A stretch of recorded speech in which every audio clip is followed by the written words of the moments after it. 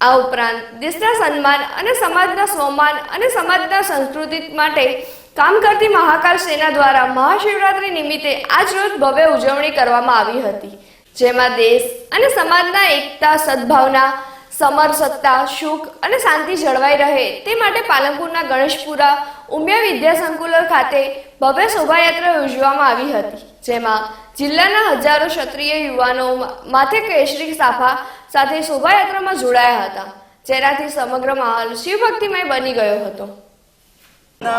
શિવરાત્રીના પર્વ નિમિત્તે મહાકાલ સેના બનાસકાંઠા દ્વારા આ મહારેલીનું આયોજન કરવામાં આવ્યું હતું.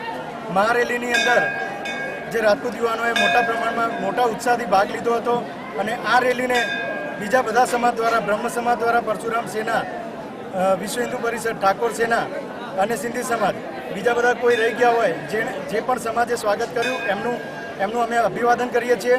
અને મહાકાલ સેના એ કોઈ પણ સમાજને નીચા દેખાડવા માટે નહીં, પણ ગુજરાતની અસ્મિતા અને દેશની અસ્મિતાને જાળવી રાખવા માટે છે. કોઈ પણ જગ્યાએ ગુજરાત અથવા તો દેશની અસ્મિતા જોખમાતી હશે તો એના માટે અમારા ભાઈઓ ઊભા છે. એના માટે લડવા માટે અમે આ સેના બનાવી છે.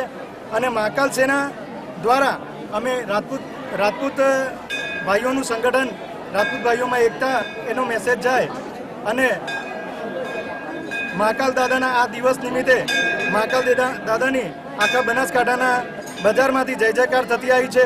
એ જય જયકાર એક સારો નાદ થાય તો આખું વર્ષ સારું થતું હોય છે. એટલે આખા બનાસકાંઠાના બજાર અને જનતાને આનો લાભ મળ્યો અને અમને લાભ લીધો એ બદલ હું દરેકનો ધન્યવાદ માનું છું. અને મહાકાલ સેના બનાસકાંઠાની ટીમ કે જેમણે આવું મોટું ભવ્ય આયોજન કર્યું અને ખૂબ જ સુંદર રીતે રેલી નીકાળી અને જે યુવાનોએ ભાગ લીધો એમણે પણ શિસ્તબદ્ધ અને શિસ્તતાપૂર્વક વર્તન કર્યું એ બદલ સૌનો આભાર માનું છું. જય માતાજી, જય મહાકાલ.